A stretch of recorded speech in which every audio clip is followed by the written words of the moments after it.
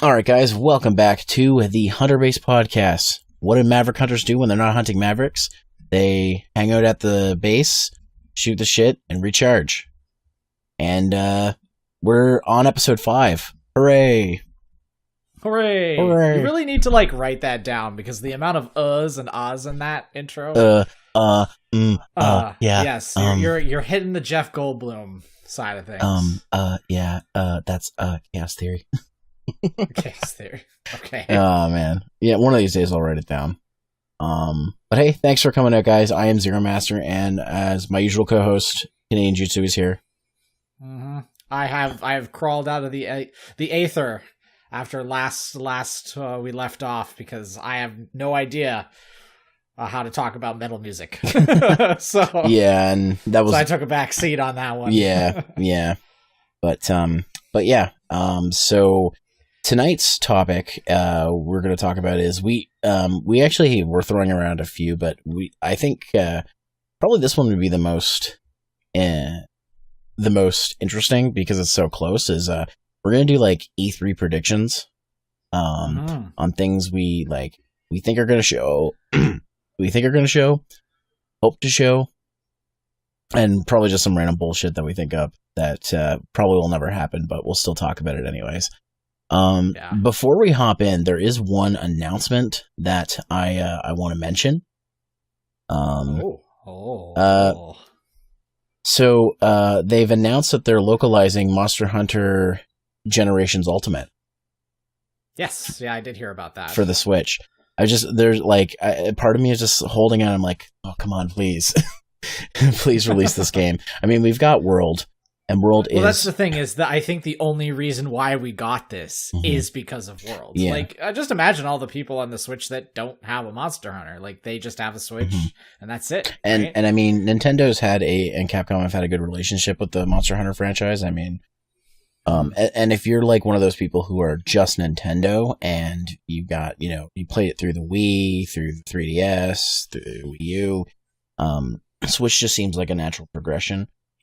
There was this thought that it wasn't going to happen because it was technically an upgrade game and, Worlds got announced. And so a lot of people thought it wasn't going to happen. And I'm kind of glad it is happening. I know it's going to be I mean, it's a smart move, and it's probably not a very expensive move, only just due to the fact that, World has done so well. That it's all right, well, we can localize this, we can grab some people from the Switch market, and already the game already has the online infrastructure and everything. It's not like having to port over World to the Switch, because I actually think that the Switch could actually handle World. The only issue is they haven't got a proper online multiplayer infrastructure set up for it. Yeah. So they would have to, remake that entirely. Yeah, and I don't know, I haven't played the Japanese version, but I'm going to assume the infrastructure for Generations Ultimate is the same as it was kind of on the 3DS. So, and Nintendo probably, or Nintendo let Capcom know ahead of time how it would work. The reason I think this is probably, this has been coming out instead of World is because exactly what you said. They not only have to port over the game engine, but then the online on Nintendo works completely different than it does on Xbox Live or PlayStation Network. And that's one of the rumors why the PC version of World is taking so long, because they're trying to get netcode right, make sure it works on different kinds of hardware and all that fun stuff. They also have to bug test to make sure that things can't be hacked and stuff, because trying to get certain things client side versus online side is very tricky, because if you could just hack to get yourself 100 near Gigante gems or whatever, I mean, and right out the gate. And I'm not going to lie, I used to do that all the time on the PSP version. So when I'd play the game legit and then I'd have a fun file, I'd just be I'm just going to get what I want.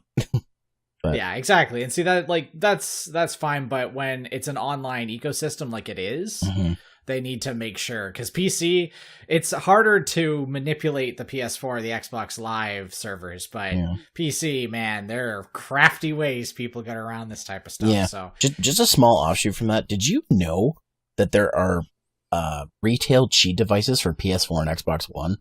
I thought that was a thing of the past. I wouldn't be surprised, but is it through USB most likely? No, they're on like disc.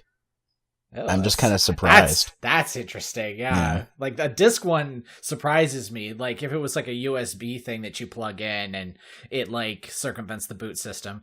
But I don't know. Like that's a fast track to getting banned. Something about like my past when I was younger. I enjoyed cheating, but in my gaming sphere now, some games.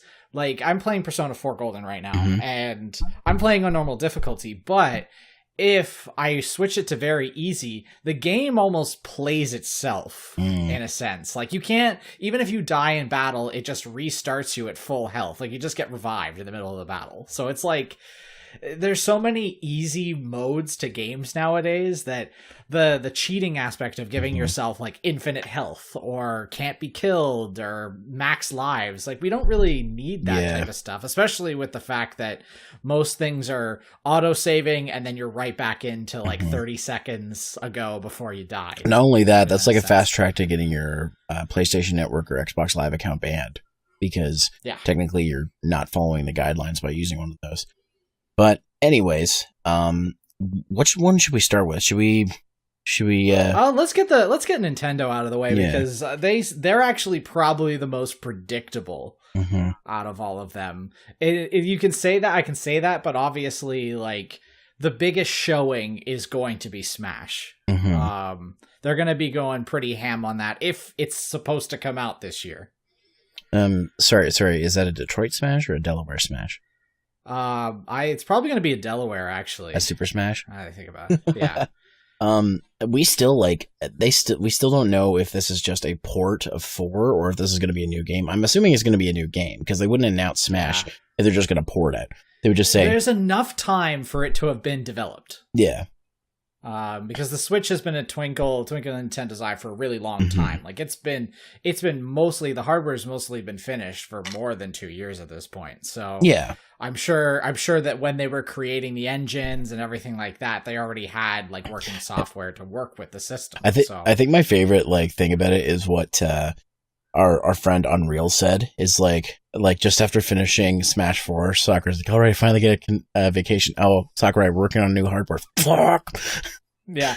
And then like as you see like the chains that bind just like wrap around him and pull him back into the darkness. Because I'm pretty sure ever since Melee, he's like, this is my last Smash game, and he's always gone back to continue working on Smash. Yeah.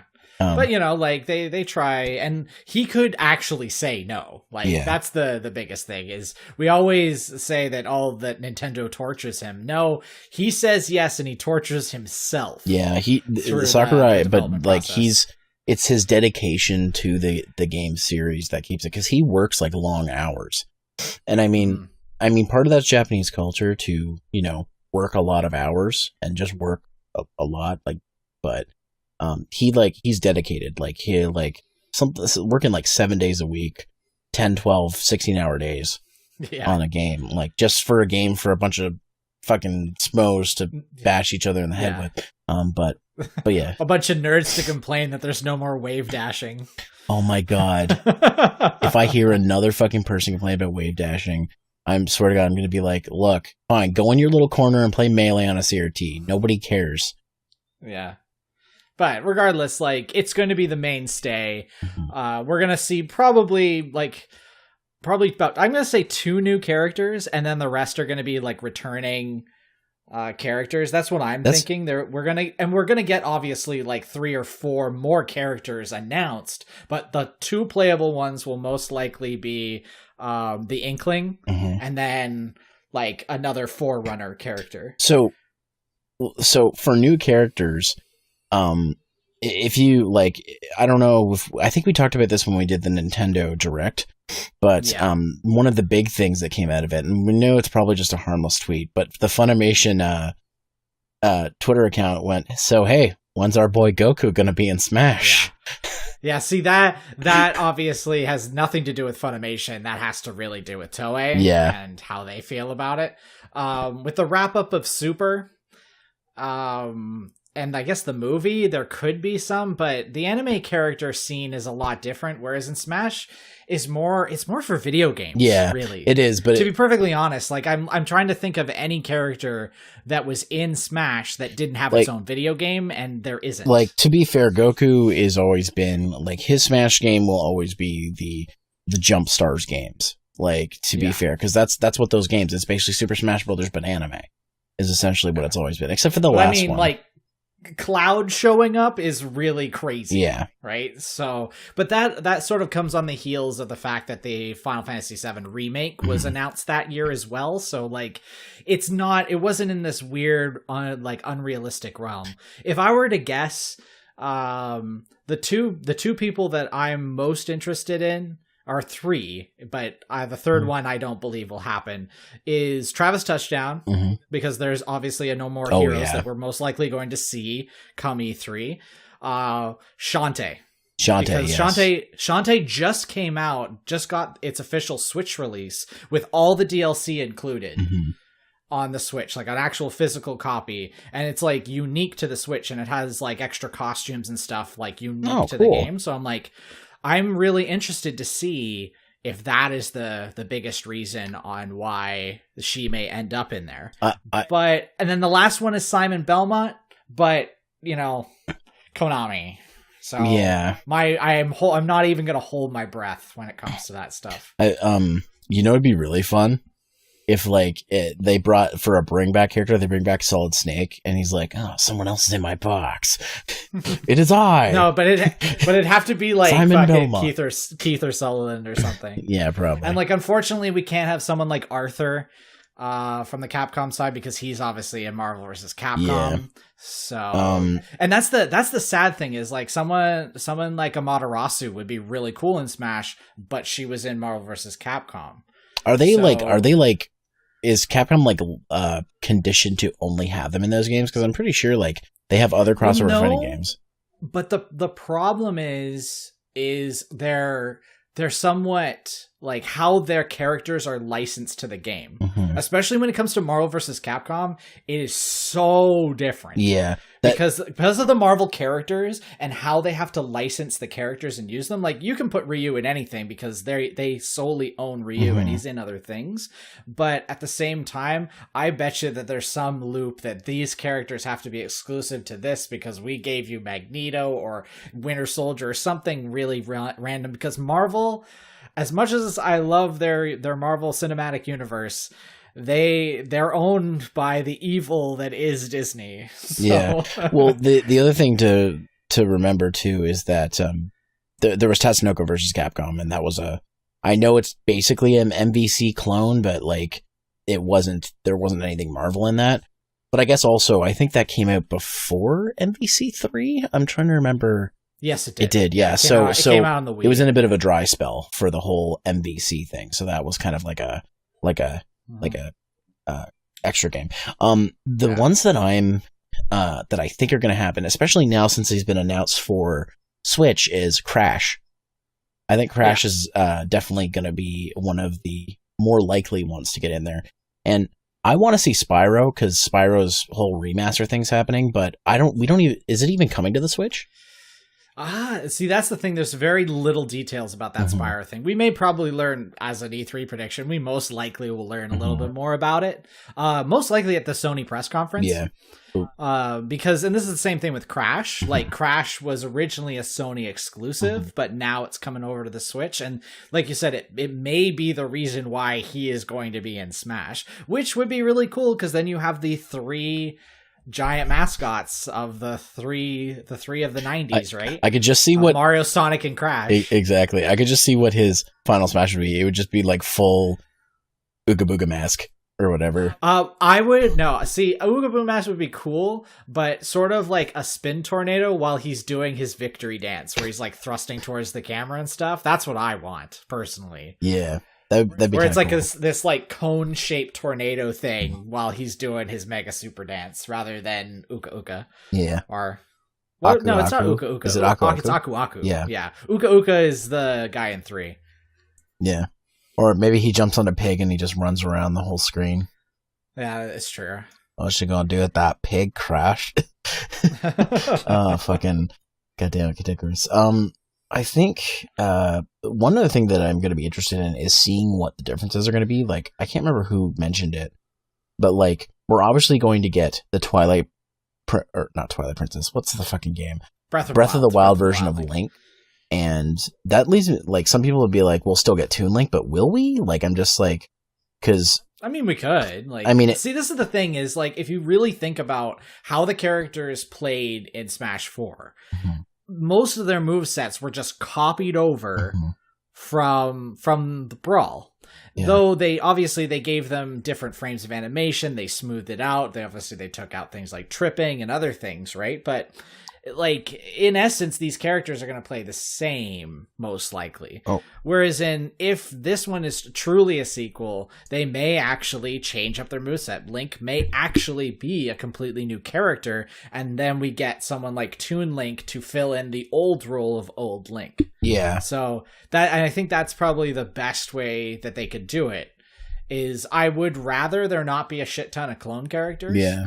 Which Smash 4 addressed, where we didn't really have that many clones like we did back in Melee. Yeah. So it's one of those things where it's up in the air on how it goes. I'm more leaning towards a 4.5. I don't think this is a true sequel. I'd be quite surprised if it is. I mean, it may be a sequel in name only, and then would like just is like it has like borrowed stuff from the Wii version. Because I mean, with what's Nintendo's doing with porting a lot of Wii U games over to the Switch and like either adding new content or whatnot with them, they're doing that because people didn't get them on the Wii U. So I mean, would it be incredibly lazy if they just ported Smash 4? Yeah, it would be incredibly lazy if they did that and then just added more content to it. Yeah, it would. But they already made that game in, what did they release in 2014? 2015. I can't remember. Yeah, it was 2014. I mean, you're right. You're right in your initial statement that it's been long enough because it's already a 4-year-old game.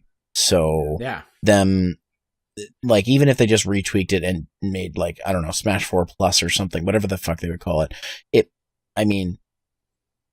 might be like they might go that route, but part of me thinks it has to agree with your original statement. Like, it's been long enough that they just might make it a new Smash rather than it's just a brand new one, and undoubtedly it will look quite similar to the Wii U version. Oh yeah, it's gonna look quite similar.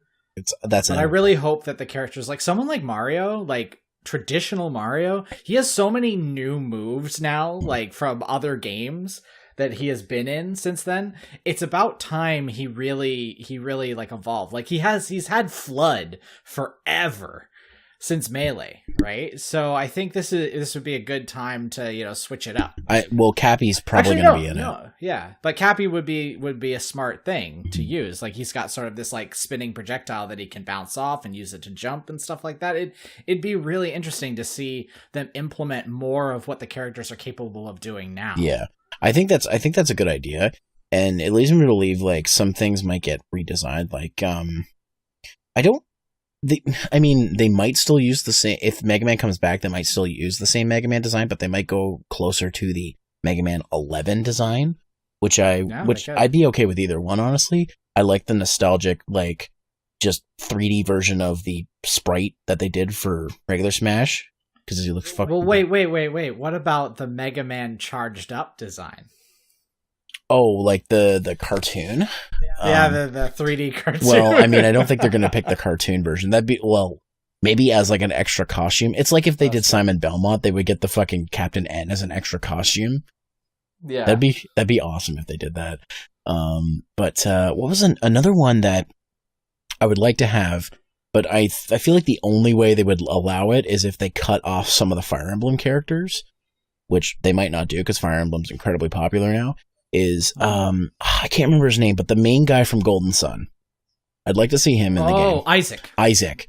but I have a feeling they're not going to do Isaac. But... Wasn't he an assist trophy? Yeah, but I'd like to have him as a full character. Oh yeah, as like an actual full character. But I'm like, it's not that he isn't in the game. Yeah, it's same thing with like if we're talking about assist trophies that actually become main characters. Waluigi, please, for the love of Christ. Yeah, why isn't he in Smash yet? Why is Rosalina allowed, but good old Waluigi has to still be an assist trophy? Also, just as a side note, why isn't there a Wario and Waluigi game?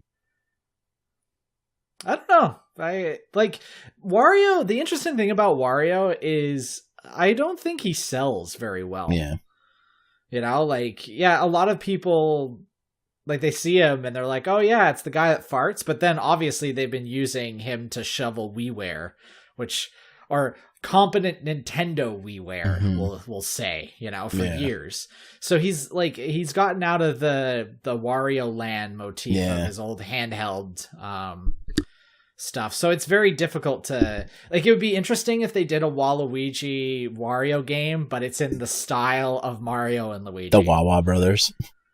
Yeah, like imagine that would be really interesting. Like because it's sort of like how Bowser had a side story and stuff. Like this would be a good footstool. You know what it probably would be if they did like a new Super Mario Brothers 3 and then they did like a DLC pack or a expansion pack called New Super. Or instead of New Luigi U, New Wario Waluigi U, or Waluigi Switch, or whatever.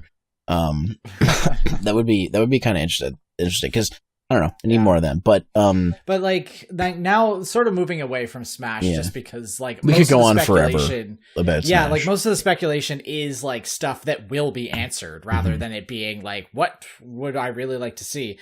Me personally, if there's something out of Nintendo, and it happened way back in 2012, 2013, is they were actually the sole producers, or not producers, or like the producers of a Fatal Frame game, of the new one, the Maiden in the Water, which obviously it has its own thing because it was a digital exclusive. But also the fact that it would be a great port to the Switch. Yeah. Because there was a bunch of DLC that we never got.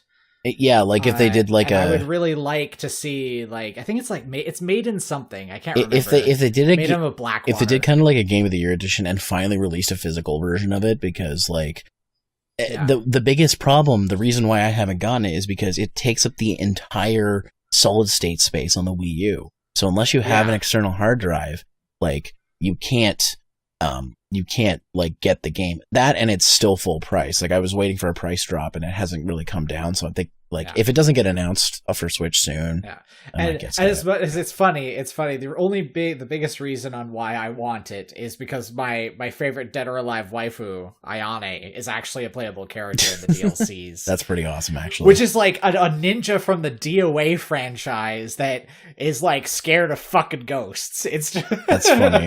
That's funny. You know, like Super Ninja that fights alongside Ryu Hayabusa, which would be an amazing Smash character, by the way. I've only been playing the first Fatal Frame on Terror Time with Brad, but like I've heard that this new one is really good. The problem is the barrier to entry is high because you've got to make it the only game on your Wii U or have an external hard drive. So a lot of people have just not gotten it, and it seems. I mean, I understand why there wasn't a physical release here because the Wii U already wasn't a high seller, and Fatal Frame is also not a super popular horror game. It's kind of it's super niche. It's super niche as a horror. But I mean, even if they did even if Nintendo didn't do it, even if they did like Nintendo released it through limited run games or something like that, I'd be happy with that.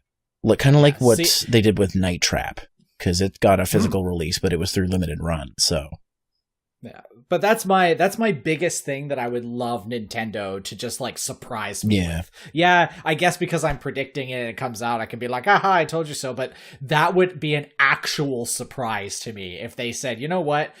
Let's re-release it on the Switch, give it a physical copy, and all the DLC is a part of it, you know? And then I would totally be willing to pay full price for it again. Yeah, I mean, if it was physical, I would pay full price for it. But right now, I'm just like, with it being digital, I think I should get a discount, is basically what I feel. Like, when it goes to digital games, if it's available physically elsewhere, like it should be cheaper on digital. That's always just been my thing. Like unless it's a game I really, really, really want, then I don't usually like to pay the $60+ or whatever it costs, or 80 plus, I guess, for us for a digital copy of a game. But yeah, I agree with that. That's one that I would also like to see, because I am enjoying the first Fatal Frame.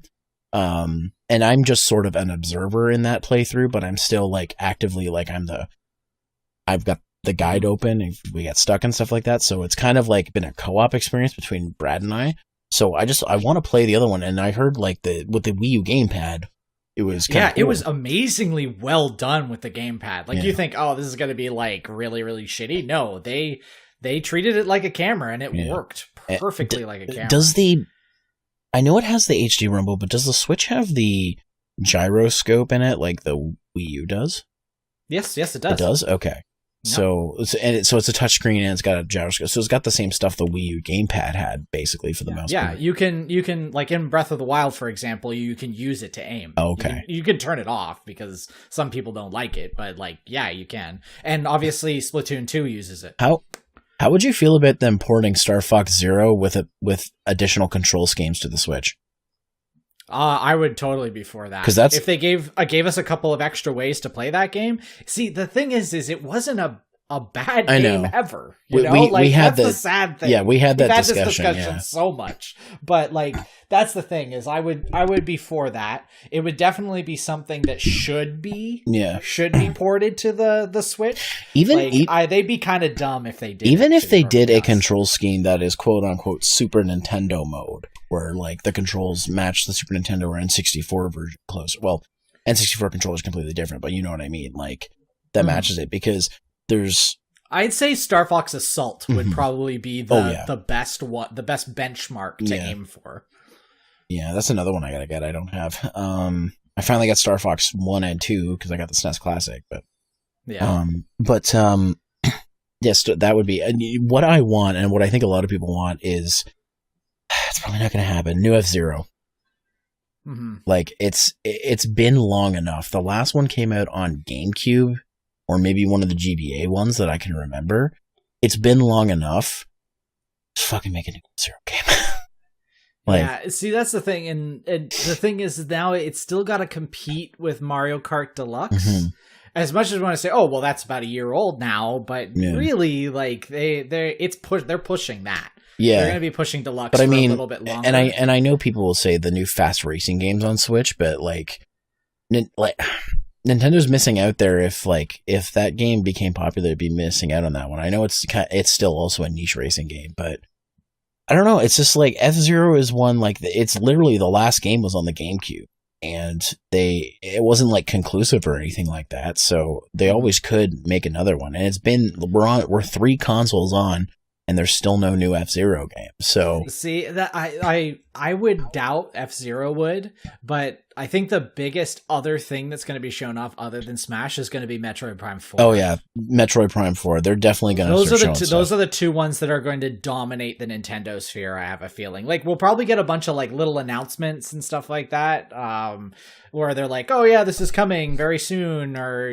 whatever, but the big focuses will be on Metroid Prime 4 and Smash. That's my final verdict when it comes to Nintendo. And maybe Bayonetta 3. Maybe we'll get something for Bayonetta 3.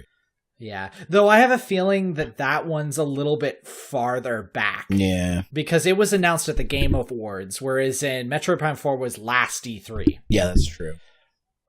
So that's where I'm like, I have less hope for Bayonetta 3 and more along the lines that Metroid Prime 4 is going to be the big thing. Yeah. So, is there anything else we want to talk about Nintendo, or should we move on to Sony? I think one other big thing is it seems like Switch Online is going to be coming out around that time as well. Mm-hmm. So we'll probably get a definitive information about that, because on my Switch, because I'm downloading the BlazBlue Cross Tag Battle demo right now. Okay. I was like, oh yeah, they're talking about the Switch Online feature, the sign up for the online and everything like that, which they promised way like a couple of E3s ago, but I think they're starting to roll it out. So I have a feeling by the end of E3 it's going to be live and ready to go. Yeah, it's yeah, the only thing that I'm just a little like kind of disappointed about is the games they're giving for free. It's like they're games that everybody's already bought before. Like, give us something that we haven't gotten before. Like, fucking, I don't know, like, maybe not just NES games. Give us a couple NES games, a couple Super Nintendo games, and like maybe a couple of Game Boy games. Like, instead of just all NES games. It's like, we get it. The Nintendo was popular, but I own most of those games like 3-4 times over. I don't need, Mario Brothers again. Yeah. Well, like we have to treg through this mud first.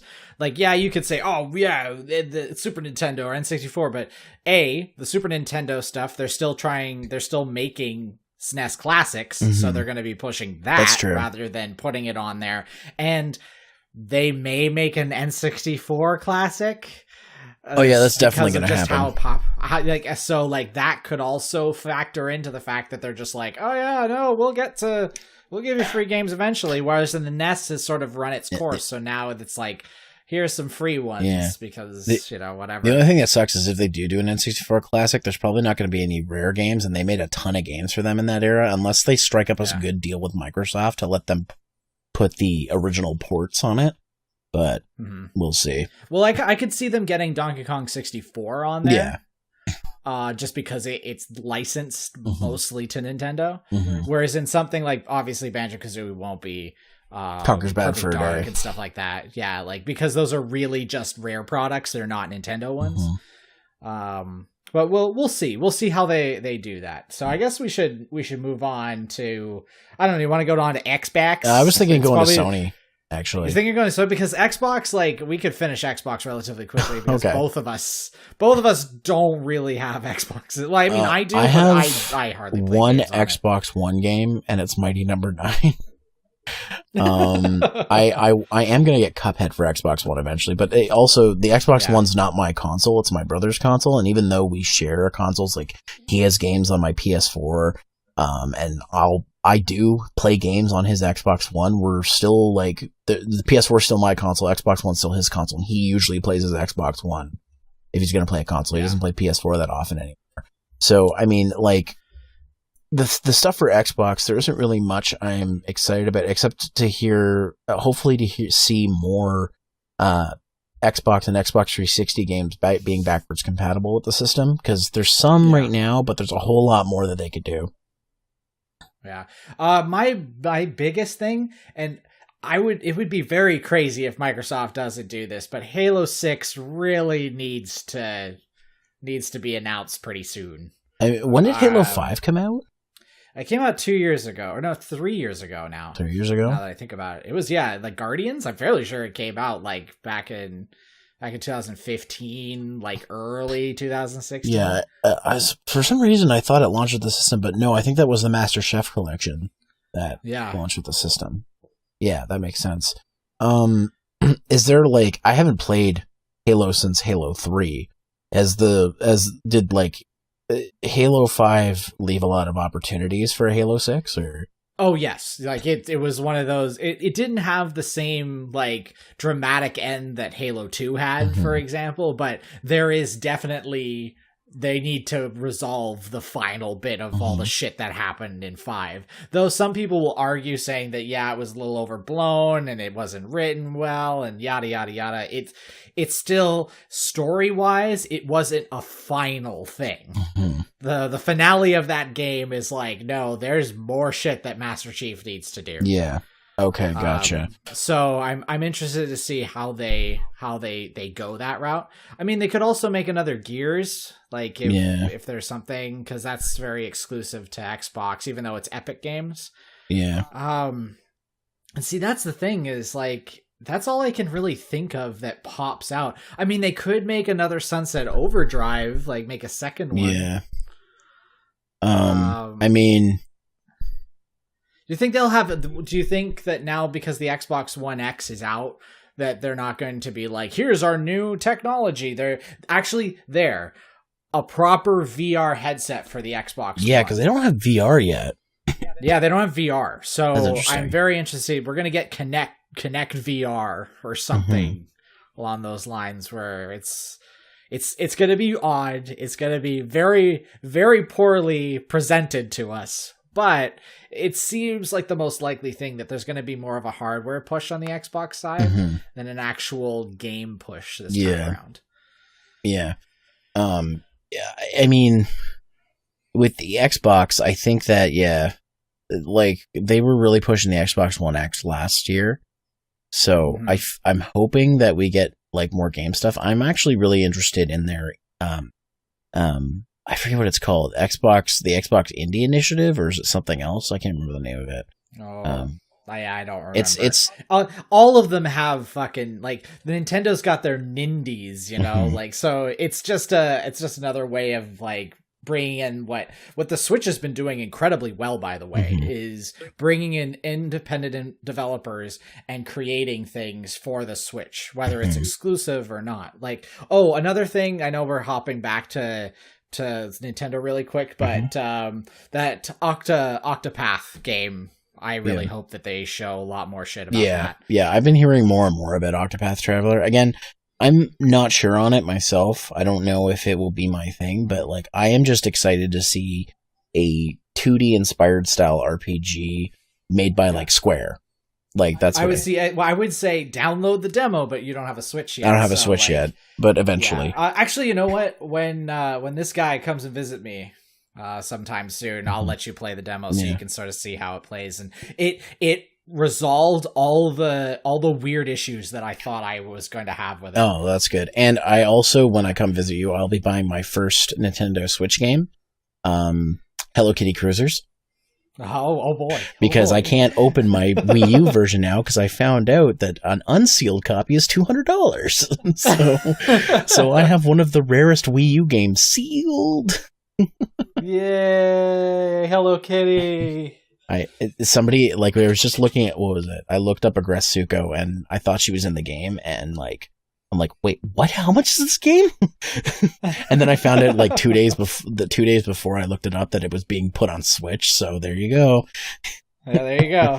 But no, back to Xbox. But like it's it is definitely going to be interesting, just due to the fact that there's not a lot of things that Xbox has exclusives for right now. And this is what I'm saying is they need to really wow us this E3 because they are losing because of all the things. Like you look at what Sony was able to portray, and with all like, even if the FF7 remake is all types of in trouble and going through like all types of development hell, if they even have a snippet of that game to show, then they like Microsoft needs to do something. Yeah, exactly. They have to really push it forward. And hardware is difficult, and that's why I'm really hoping that Sony, I know we're hopping ahead here, but Sony doesn't do any or PlayStation 5 shenanigans. So I mean, the big exclusive that came out that they've been hyping for a while. Well, not big exclusive, but one of the bigger exclusives in my wheelhouse and a lot of other people's wheelhouse that they saw finally came out, which was Rare Sea of Thieves. And it's been kind of mixed. Like, it's like, I've heard people call it, what's the word I'm looking for? No Man's Sea, even though it's not really comparable to No Man's Sky in that point. Like, just taking a quick hunch from, Unreal's review, he's like, it's great with friends, but it's boring solo. Like there's not enough there. There's not enough there yet, and that could be a big keynote in their presentation. Is that here's all the shit we're going to put in the game, and they better put the caveat for free. Yeah, exactly. And if they don't do that, then they're going to be shooting themselves. It's.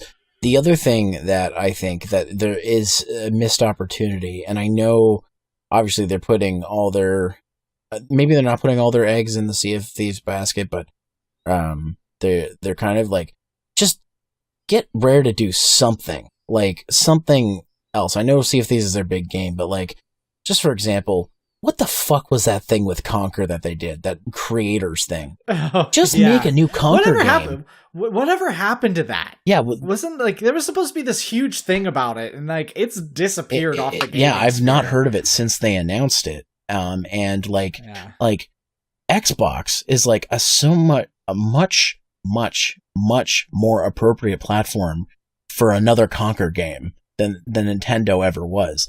Because, I mean, I recently watched a retrospective thing, not to go too long into this, but Nintendo was very, they weren't too keen on Conker's Bad Fur Day. They were... Yeah, obviously. They weren't too keen on it, because they were always the a family-friendly thing.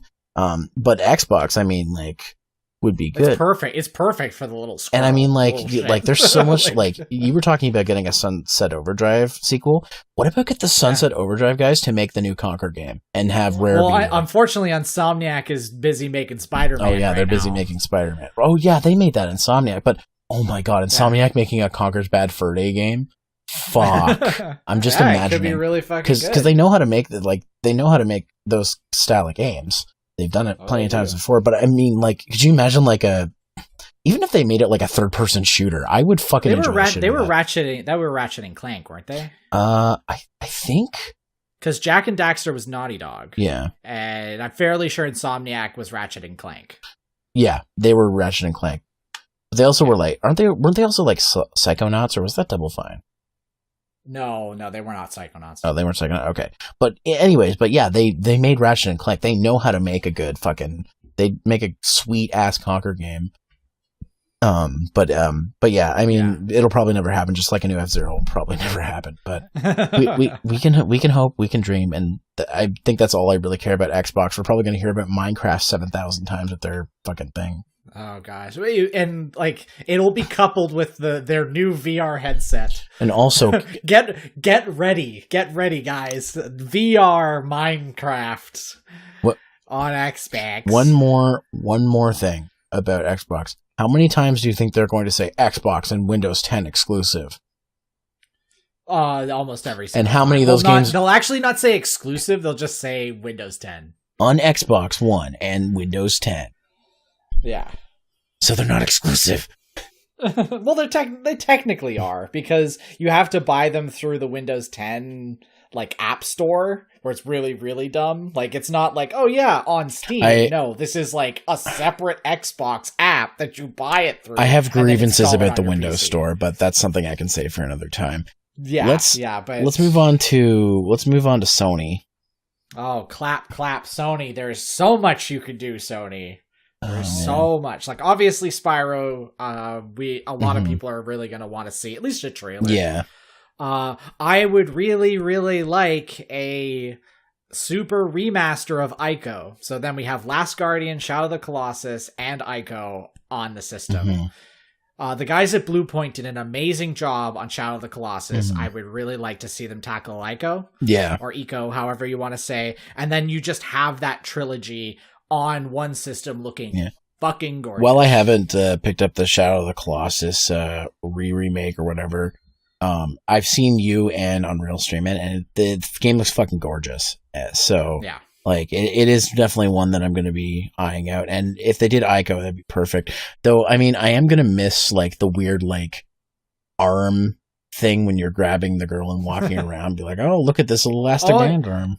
The interesting thing is, even though they did work from the ground up with Shadow of the Colossus, a lot of Wander's weirdness is still very much present in the game. So that I would bet you that arm holding, they may fix the animation a little bit, but it's still gonna look janky as all. It better fucking look janky. That's all I'm saying. Yeah, but like that's the thing is like that's a big one that I would really like to see, a proper Shenmue 3 trailer. Yeah, which Microsoft may get because it's being released on both consoles. But Shenmue 3 would be really cool to see where it is in its development.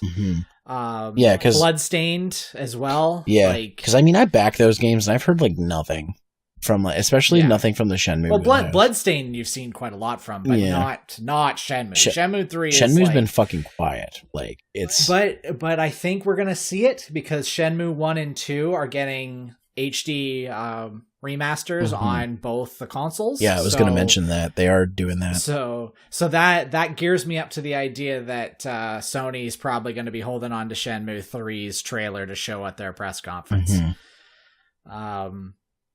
Let's see other PlayStation exclusives that would be interesting to see. Oh, you know what I think is finally going to come out? Oh no. Uncarded Drake Speedway. It's been Think long. so? It's been long enough. Naughty Dog, just make Uncarded. Just do it. Yeah, we know you can't. We know you can't wait because you're like, we made 2 other kart racers in our franchises. Yo, man, they broke the molds. Uncarded 3 should have been Uncharted 4. Okay, because it was Jack 1, Jack 2, Jack 3, and then Jack X card or whatever it was called, Jack X. Yeah. Right, and so they already broke their mold with Uncharted. So I don't know. Also, there wasn't there that little extra one that came out. Oh, the last Vito. year too, Oh, what? Oh, that one that's following a different with character. The 2 girls. Yeah. The 2 women in it. Yeah. Instead. And there's the Vita one, but we don't count that one. Yeah. There's a lot of Vita games. Actually, that would be very nice. Is a proper store for PS4 just to buy certain Vita games. Yeah. Like, and this is obviously the pipe dream, but since Microsoft is doing a relatively good job with the backwards compatibility with the Xbox and the Xbox 360 games, Sony, now's the fucking time. At least make the PS4, PS2 backwards compatible. That would be incredible if they did that. Like, I understand maybe not PSX because obviously the PS3 can do that. So they'll be like, well, the PS3 can do it, so we don't need to do that. But the PS2, like, it's high time. It's high time that they sort of embraced a little bit of backwards compatibility. It's outside of isolated releases, it is not going to happen. All that shit's on PlayStation Now, and that's where their wheelhouse is for that. So it's like, if you want them to incorporate like backwards compatibility with the PS2, it's not going to happen. We'll see. Like, to me, I would sign up for PlayStation Now. Yeah. If I could put my PS2 discs in, you know, and that would be nice. It would register that I own these products. That would be nice, right? but I mean but why would, like, if you ever stop using the service, why would you? But like, at the same time, it's like it would save a lot of download fucking time. Like, obviously with PlayStation Now, just say you get PS3 games or some PS2 games, though it's more about PS3 games than it is about PS2 on PlayStation Now. What I think PlayStation Now needs to do is they need to incorporate something that, like, the same thing that like Apple Music and Spotify and some of those services do, is make an offline mode. So that you can, like, some games, okay, maybe not some PS3 games might be a little difficult to do that with, but like PS1 and PS2 games offer the ability to make an offline mode for, like, so that as long as you still have your PlayStation Now subscription, you can still play the games offline instead of streaming the entire game to your console. Yeah. Because, like, that takes a lot of fucking bandwidth, and there are some people still who don't have unlimited.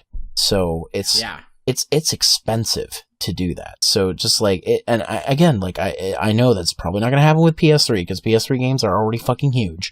But like games that'll run on a DVD, like a 4 or 8 gig game, like a PS2 game, like just make an offline mode. Like, even if it's just like you can't play them unless you're connected to the PlayStation Now service, which is how Apple Music and Spotify work. Just give the option to make a downloaded version so that you don't have to, like, stream the game the whole time. Because if your network goes out, you can't play any of your PlayStation Now games. Yeah, exactly. But like, it's the same thing that like a lot of this digital age is starting to show the cracks. It's starting to show the fact that yes, more of us have high speed internet connections, but the limitation is if you just don't have it, then you don't actually own something. But like, I mean, with like the removal of Marvel vs. Capcom 2 from the Xbox Live Marketplace or the 360, the HD version, I bought a game that I can never download again. Exactly. That means I wasted $20. Or that's not cool. Yeah, another example, fucking when Capcom sold the fighting game rights for JoJo's Bizarre Adventure, you can't download JoJo's Bizarre Adventure HD version anymore, like on PlayStation or Xbox. Like, it's gone now because they don't own the rights. And this is the same problem with digital distribution, is like the games are suddenly gone as soon as the rights are gone. Whereas like the ability to re-download them if your hard drive breaks, or like the ability to purchase them, like the Simpsons game's no longer available for digital download. Like, it's just fuck. This is why PlayStation Now is one of those things I worry about. What happens if they lose license to games Yeah, or it will be just like a service, just like what happened with the Wii Shop channel. Mm-hmm. Like, I understand that it costs a shit ton of money to keep those servers up for a system that, let's be frank here, probably didn't have a lot of downloads towards the end of its lifespan. It probably had a big pickup when people were saying, "Oh, well, guess what? We're closing it, so you can't purchase anything anymore."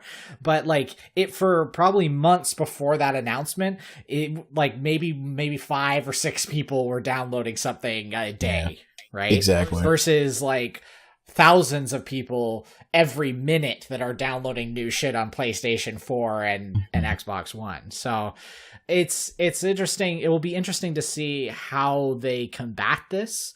And this is why Microsoft, their only one up right now is the fact that they're saying, if you have the disc, you will be able to play it on your system. Yeah. And yes, it takes time for them to port things over. And yes, like I think the biggest one that just recently happened was Panzer Dragoon.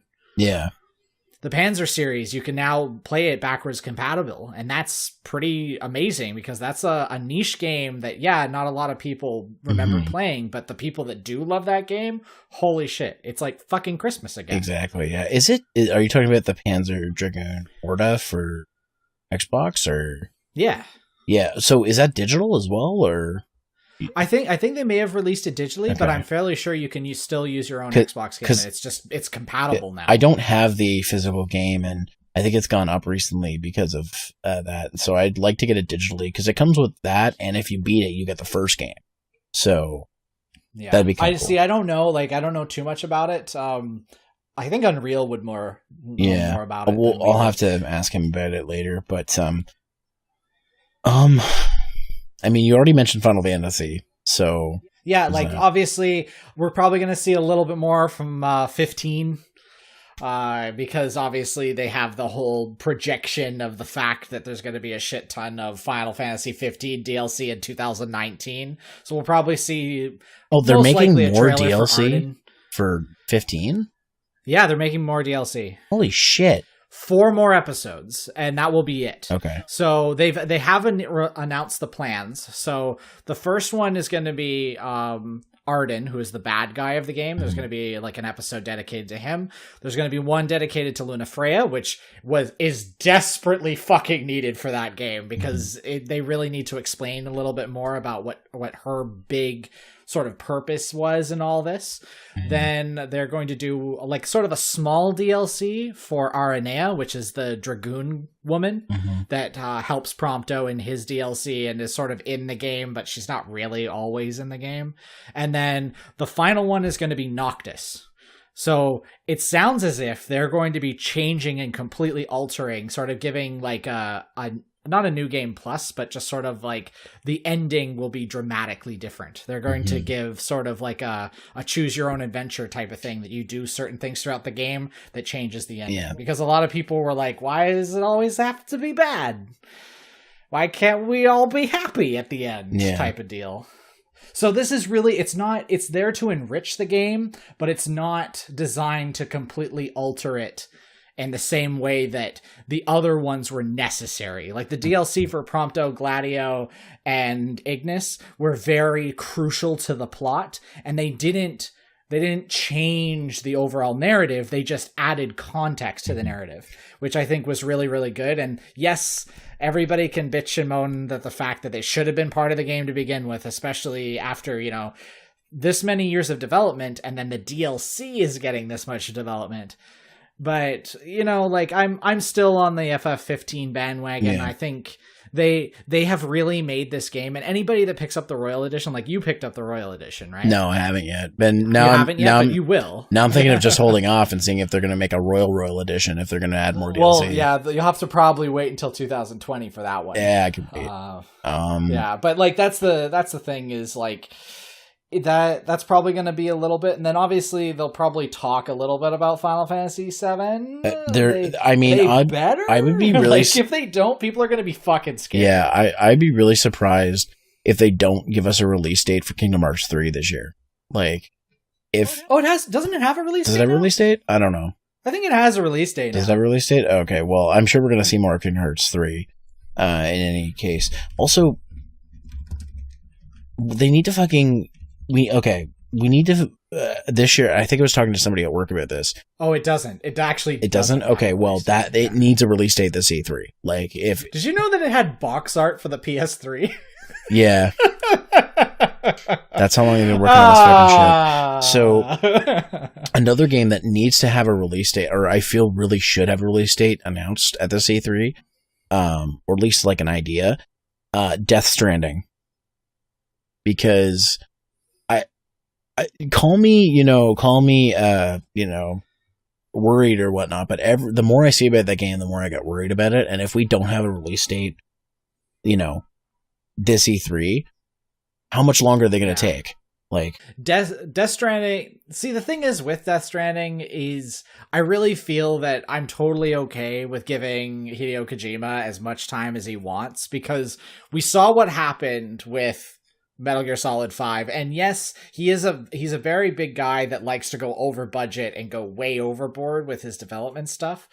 But at the same time, you get a release date and then he pushes it back. And the sad thing is the more I see of it, the more I think it's going to be a fine game, but it's not going to be good. Yeah, like in a weird way. I have this weird tickle in the back of my head that I'm going to be playing this game, and I'm like, the gameplay is really fun, but what the fuck is going on? Yeah, it's one of those things that like the more I see of it, the more I feel in the back of my head, this looks really fucking stupid.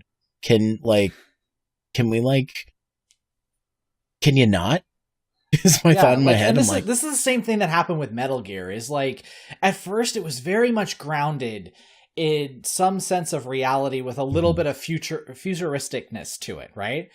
And then Metal Gear Solid 2 happened, and it was kind of okay. I see he's getting very politically driven, and like his psychology degree is coming through, like you could see it. Then they went sort of back to the basics, and he sort of made like a 70s spy thriller with Metal Gear Solid 3, and you're like, man, this is the pinnacle of good stuff. And then Metal Gear Solid 4 came out, and then he started talking about memes a lot, and then 5, and then you're like, I don't know what the fuck's going on. Yeah.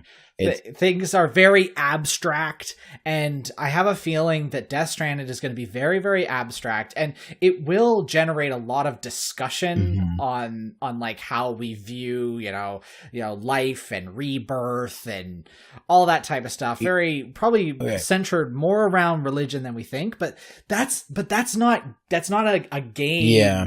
In a traditional sense, because like seeing the camera going in to Norman Reedus's mouth, and then there's a baby giving a thumbs up, and then it comes out, and then everybody's floating, and you're just like, okay, it's like looking at a Jackson Pollock painting and being like, I understand this completely. Exactly.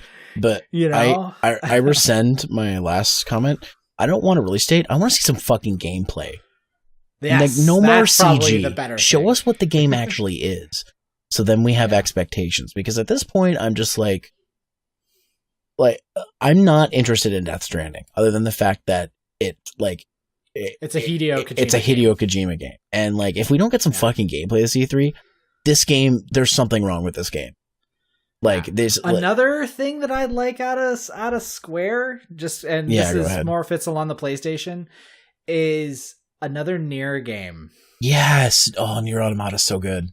Yeah, Nier Automata is so good, and a lot of people will be like, "Oh, don't oversaturate, and it's gonna get whatever." But they've actually stated that they would like to make like a proper series out of this, and it's such an interesting, fun game. Another platinum game is just. I would always be happy for more platinum games. The only thing that I feel bad about is I don't want Nier to become the like persona of the Drakengard series.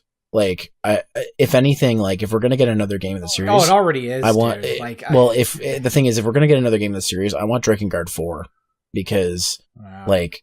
3 had a lot to be desired, and that's because they developed it in house, and they shouldn't. And I mean, Drakengard 1 and 2 are such good games, especially 1. I really like 1. even if it's kind of got a weird control scheme and stuff. And I'm talking about an announcement here. I'm not really talking about like a game that comes out next year. Like I want an announcement and the thing is, that makes it 2020. Oh yeah, and by the way, like I'm not putting down another Nier. I would love another Nier game, especially after Automata. Like I would love another Nier one, but like I just don't want them to forget about Drakengard when they're with like a whole Nier franchise. You know what I mean?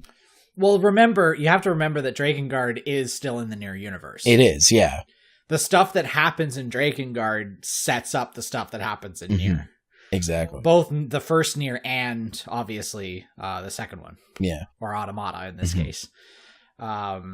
Whereas then it'd be interesting because that guy, he loves fucking jumping around in his story. So you could be right. They may make another Drakengard, but because the Drakengard trilogy is out, he's very much set up what that world has turned into like the Automata universe. So like, unless they pick something that like completely retcons a lot of the lore in the Drakengard series, that they have to tell a story that isn't told, most likely, have you played Drakengard 3? I haven't played through all of it yet. Okay. Were you introduced to the android character? I think so, yeah. I'm trying. The girl with the briefcase. It was a while ago. She has glasses and briefcase. I can't remember her name. I mean, it sounds familiar. Like, yeah, she is from the future, and it'd be very interesting to see. She is an android from the future, and we could see maybe how she went back in time and was doing all this type of stuff. That she was a bunch of models that were created to go back and observe time and see if there's any way to re-influence and change the outcome, which sort of actually gives a reason on why there's multiple endings to so many of these games, where it's like ending A or ending B, you know, like where you learn little tidbits where it's like you change one little thing in the past and it alters how everything turns. Yeah. That would be the closest thing to a Drakengard 4 that I could see them doing if they were going to go that route. But she could easily end up in the Nier universe as well, just because she's an android. Exactly. It's very convoluted. Yeah. Like I have to always pump the brakes whenever we speak about Nier's plot and how it factors in. It should be made by Platinum again. Yeah. Platinum did such a wonderful job. Oh my god, yes. Like I couldn't see any other developer doing it now. Like, oh my god, that's like that. Nier Automata was such a good game. It was like one of the best games of 2017, and like they did all these things that just they shouldn't have worked, but they worked so well, and that has to be a testament to like Platinum. It's also a beautiful game. Like fuck, like I don't have Accord was her name. Yeah, I don't mean to. Oh no, that's fine. Interrupt you. I don't like. I was just like it popped into my head. Like not to go too much on it, but like I don't have a PS4 Pro, and the game ran like fucking amazing on my regular PS4. Oh, it runs amazing. It's so on my good. Pro. it's so good. Like it ran at full 60. Everything looked really good. The graphics looked really good, and I was really impressed for what they could do on the base PS4 hardware. So, but yeah, another Nier Drakengard, just something would be nice. They probably won't announce one right away because Automata just came out like last year, so they probably won't announce one. But I mean, if they do, that's why I'm saying an announcement would be good. Like I don't particularly care about gameplay or anything like that. Just show, you know, like the fucking that kid's moon face again. You know, like just want to see it. Just to get your hopes up for the next 2 years, so it comes out in 2020 or something. Yeah. You know, like that would be a really nice little treat, little cherry on the top of the presentation. One thing I'm definitely excited to see more of is I'm sure they're going to show, maybe Sony specifically, I don't know who, but somewhere like they'll show like more Mega Man 11 because we have that trailer and it showed a lot of the game, but I kind of want to see more. Because I have a feeling it won't be part of like the main presentations. It will definitely be something that'll just be on the floor that just sort of gets a trailer, you know, halfway through. Yeah. Other than that, like, what do you think this is probably the best way, instead of predicting what a completely new IP would be, how much do you think is going to be returning stuff that we either like is like a sequel to something and and also like something that we've already sort of know information about versus actual new things. I'm going with a 20-80% ratio for pretty much all of them, except for Nintendo. Nintendo is going to be 100% recycled, no new IP shit, really. I think that it's, it really depends. Like, when you say 2080, you mean 20 in stuff we already know or stuff we don't know? Oh, stuff we don't know. Like, I'm talking about, like, that 20% is IPs that are completely new that we know nothing about. So that doesn't mean... So I don't consider something like, for example, BioWare has Anthem, right? Yeah. They're going to show Anthem off at E3, but we know about that already. Yeah, but right? you don't... It's a new IP, but we know about it. And you don't count, like, new sequels to established franchise that haven't been announced yet. Yeah, okay. Exactly. Because, like, that's still more of the same. It's just, they're just adding an extra game to it. I have to agree with you, but I think for stuff that's completely original, I'm going to say around, probably around 10 to 20%, just because 2017 was such a huge was a huge year for gaming.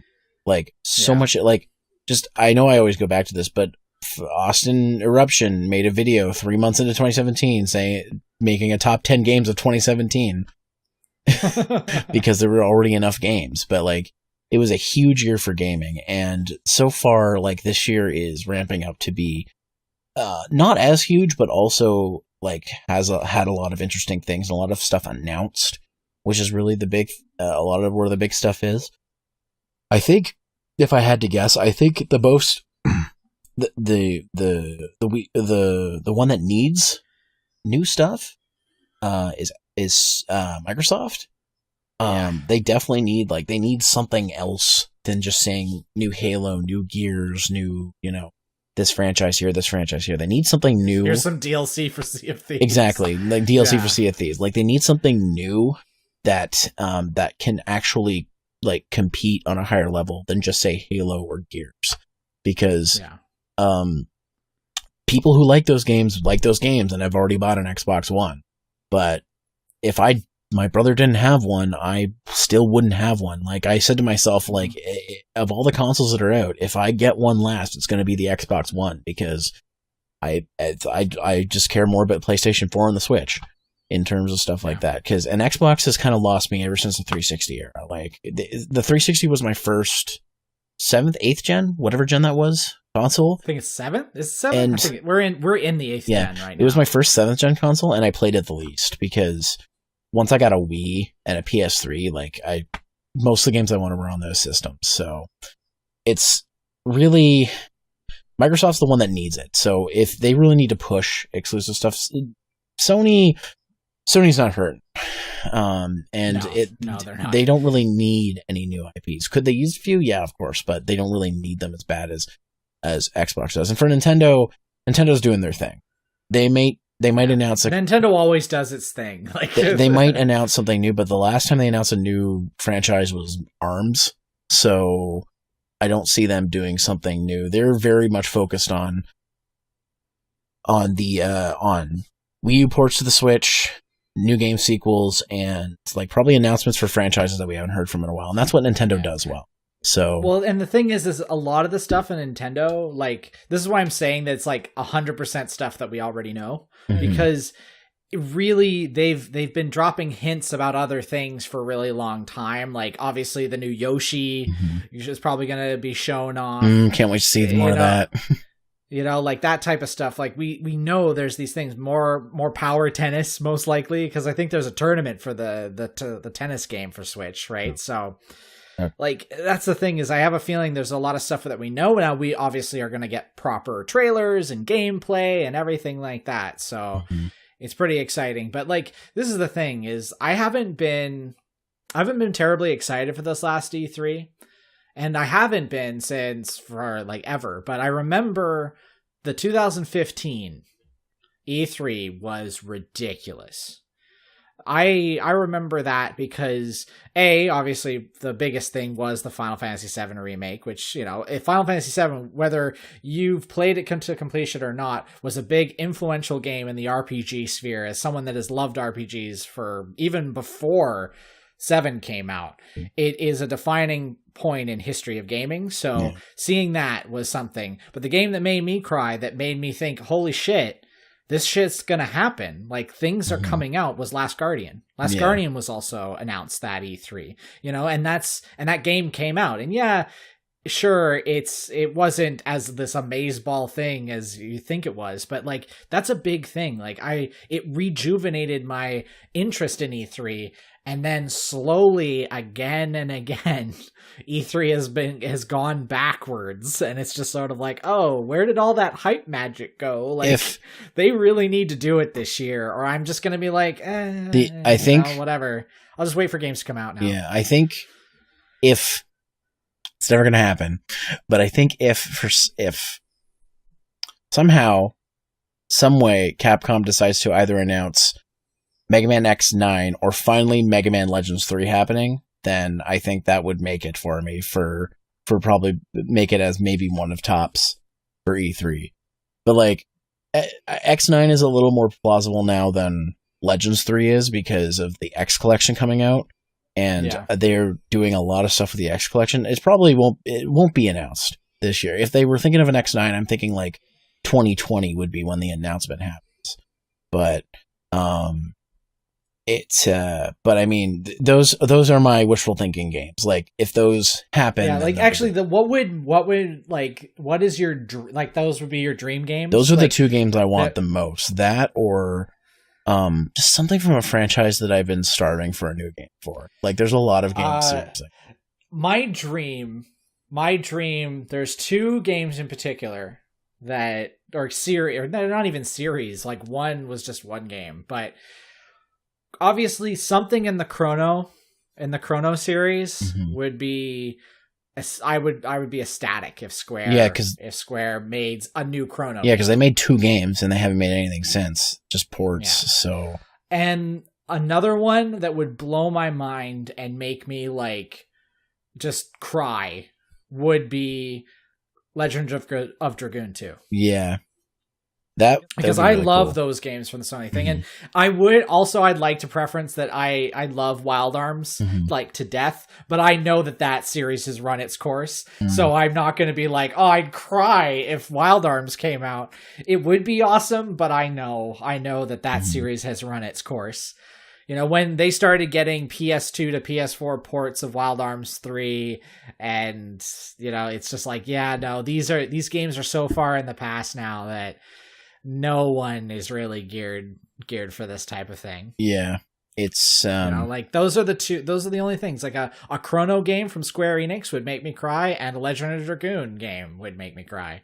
Yeah, but it's like, that's it. I think those are the only wishful thinkings that really sort of tread my mind. There's a few I can think of, but I'm not thinking of them right now. But it's really, I'm the Mega Man guy, so Mega Man is always an easy option for me, and especially with Mega Man 11 on the horizon, and the X Collection coming out soon, and the Legacy Collection finally coming to Switch.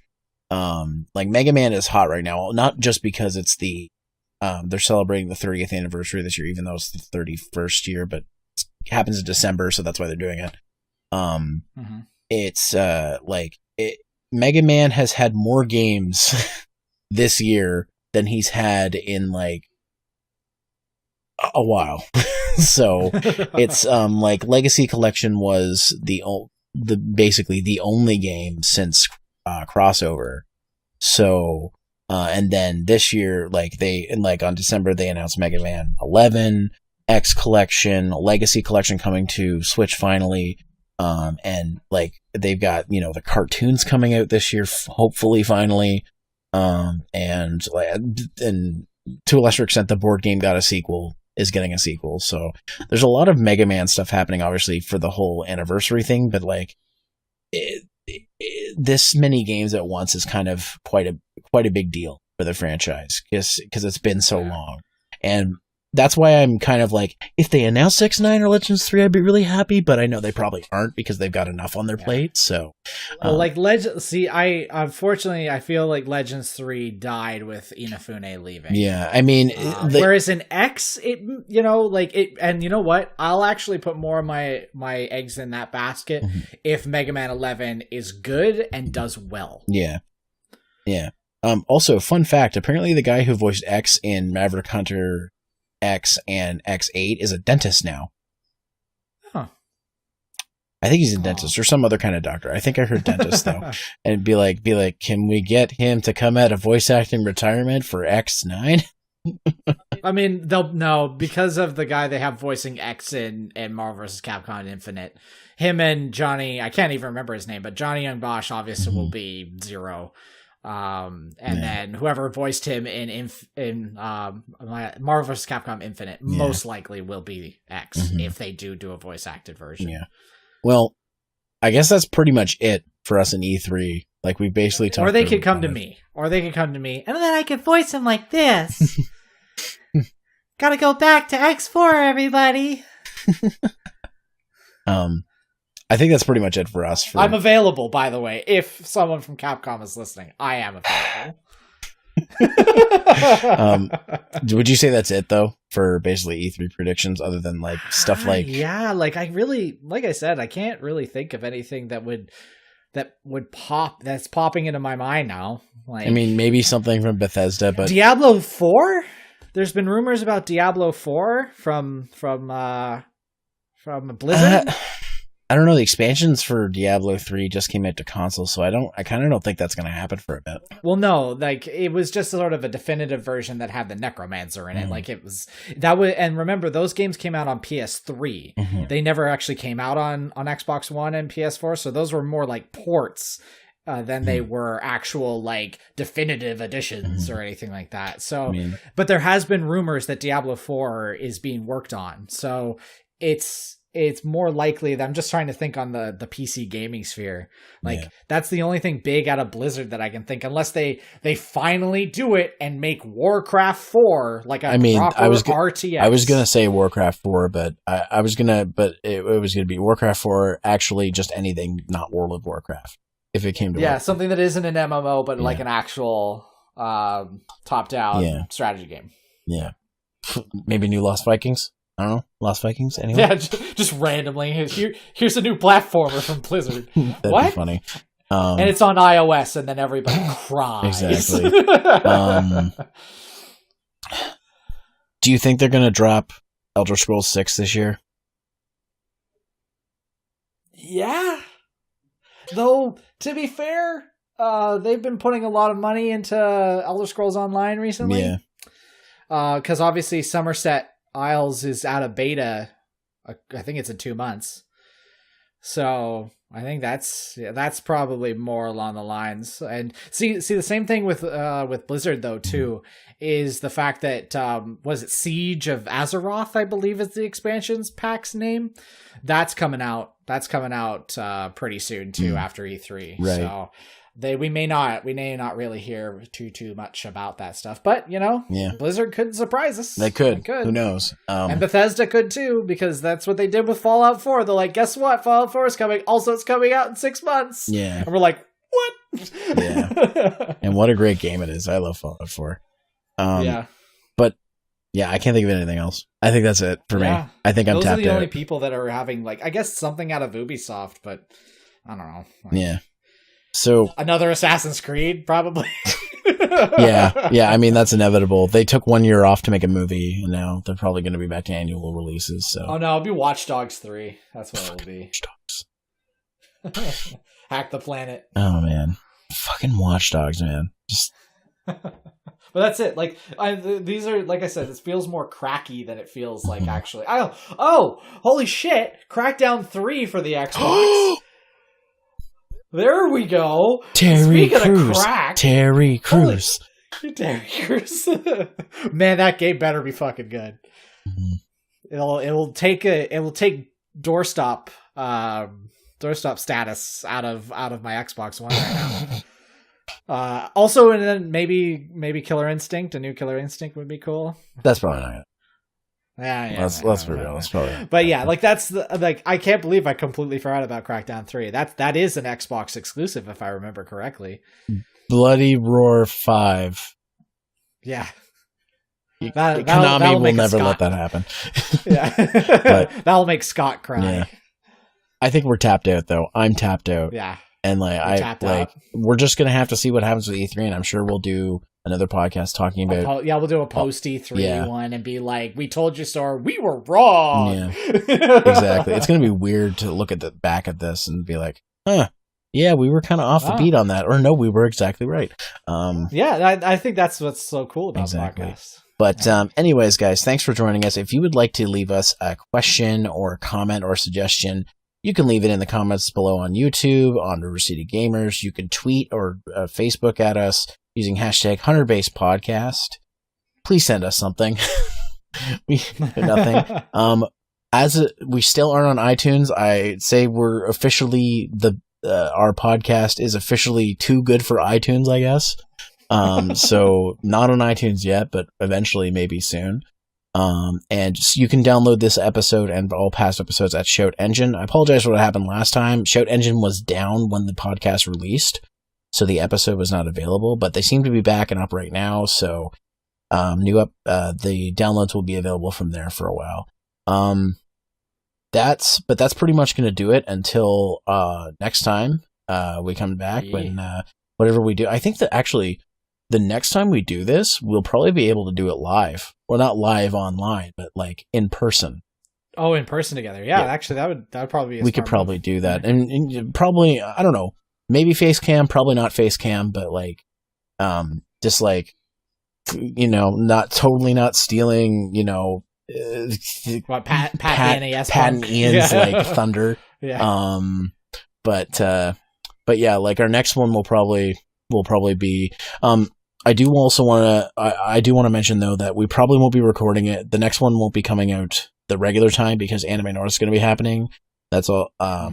So, don't expect an episode in 2 Mondays from now because you have other things to edit. I have other things to edit and I'm not going to be home to edit a podcast. So I might, I do have reserve ones I might edit in the meantime, but it's not going to be top priority. So we're going to maybe take a small vacation for a couple weeks to not to do one, but we'll be back in June for sure.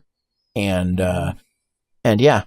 thanks for listening, guys. And thanks for listening to our rambles. If you're on YouTube, thanks for subscribing. Thanks for sharing this around. Follow us on our social medias. You know where to find us. Zeromaster basically on Twitter, Zeromaster fan page on Facebook, Zeromaster LP on Twitch and YouTube, and Canadian Jutsu is pretty much Canadian Jutsu on everything, right?